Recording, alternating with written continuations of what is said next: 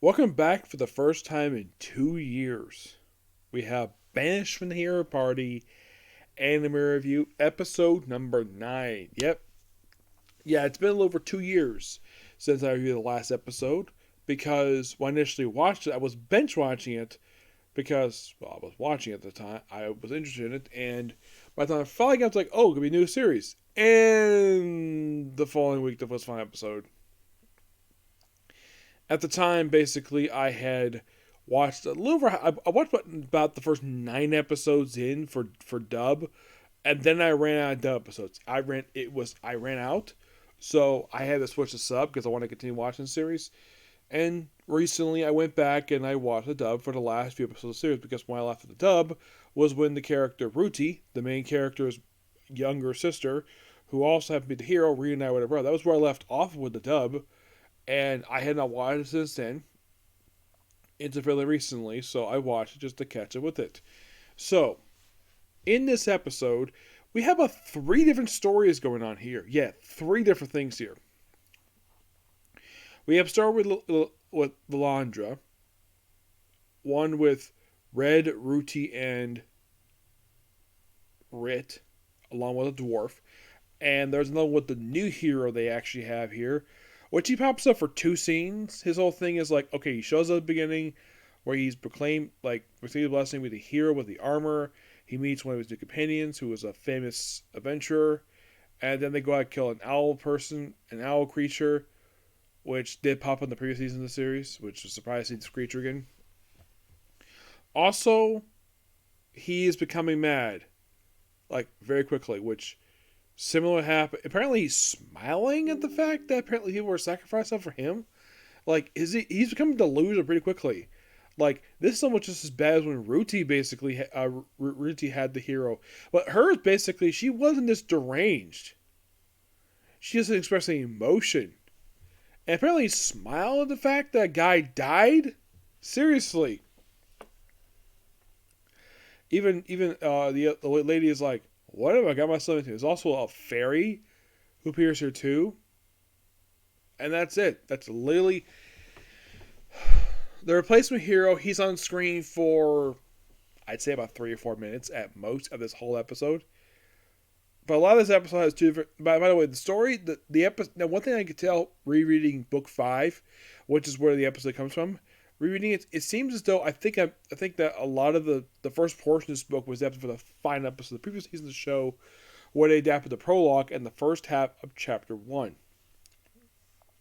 This episode covers the second half of that chapter, and from what I can tell, they seem to cover bits and pieces of chapters 2 and 3, and like about halfway through chapter 4, because there's basically a lot of skipping here. Like, it's not scenes out of order, they just cut stuff, probably because due to time. Like, there's a lot of scenes in town. Like, here's the thing. Zoltan was a character last season. Like, the town got a lot of development. Here, it's like, they barely show the town. Despite the fact in the book, they give a lot of character in the book. Here, it's like, Yolandra and Gordon, I think is his name, is the former drug dealer. They arrive at the town, where it has a security guy. They get there, and then they just, oh, we found the apothecary home, and then of course basically Sir comes back and like, oh, he betrayed the hero, and then launches attack him, and then Tardy comes in. Tissa comes in. Tardy's from a different series. Tissa comes in trying to stop it. The mayor comes in, which in the book basically she showed up a little bit earlier in this here, just so it was like, oh, here's the mayor of Zoltan, who was a former adventurer. Yeah, her appearance here is completely random at best. In the book, basically, they show her a little bit earlier than this. Or attacking Alondra because basically, oh, we betrayed the hero. And then, of course, she's able to make an opening and they're able to stop her. And she basically reveals some details that reveal a little bit later. They kind of move some information conversation up for some reason. Where you have Tissa talking to Yolandra, like how you know the hero, like I'm a friend of theirs. And of course mentioned, oh yeah, they're practically in the mountains to, well, get a gemstone for Rit. And, well, it's about time. And this actually conversation happened a little bit later. But my guess is that scene was cut probably due to time. because it seems like if anyone get a chance to read the book itself for book 5, what they adapted here, it seems like a lot of scenes were cut due to time. I mean, they kept a lot. They kept the main story in. I mean, the case of what happened with like for example, the dwarf just randomly shows up in the episode. Like, oh, they're traveling. Like, we missed something.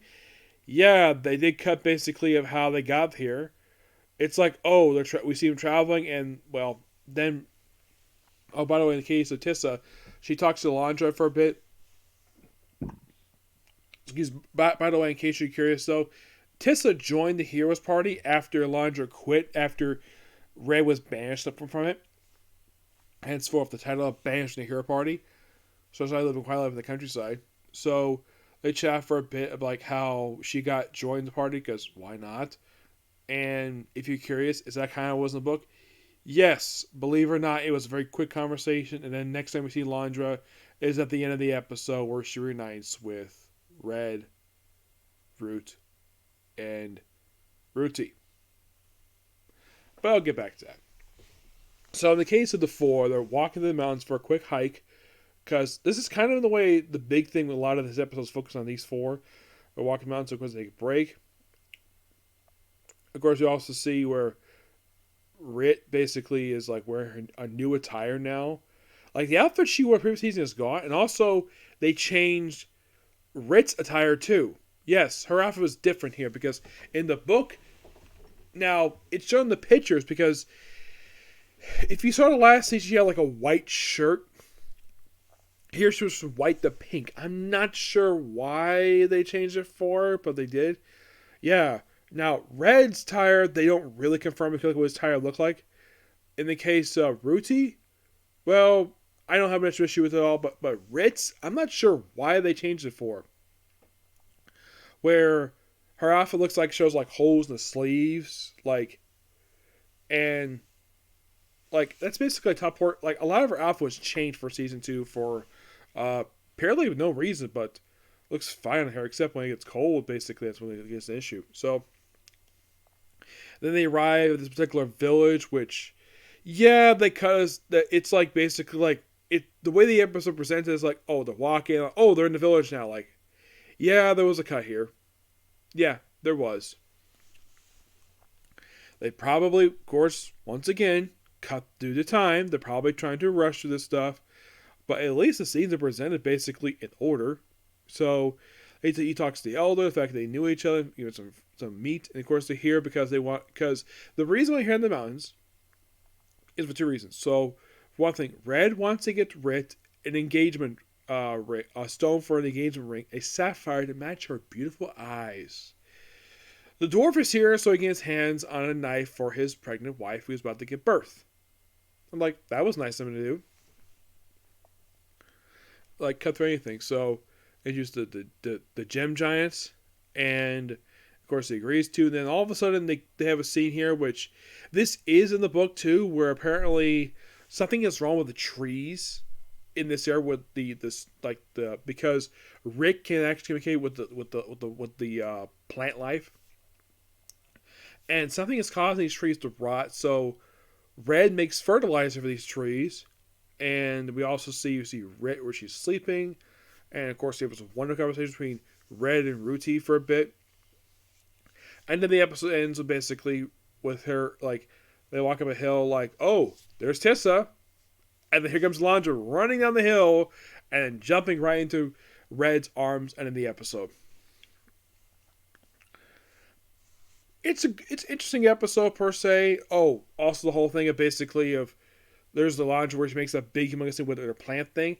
Yeah, she does it in the book, but the whole thing of her being asked to fill in the hole, that was anime original because that never happened in the book. But I thought it was kind of funny they added in.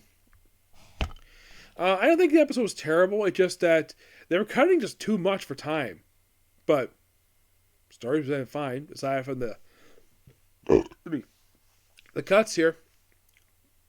There are a few cuts, but nothing really that hurts the episode. Not really. I didn't feel there was any plot holes here. Not really, no. Okay, so that's pretty much that particular view. Be sure to like, comment, subscribe to my YouTube channel. Oh, and be sure to turn notifications on. So, I was hoping to do Switching with Life Fantasy. According to what I heard online, Crunchyroll said, "Oh, it's gonna release today." And I look in the website. Nope, not there. So I'm gonna check tomorrow. So next, case closed. Okay, next video. Bye.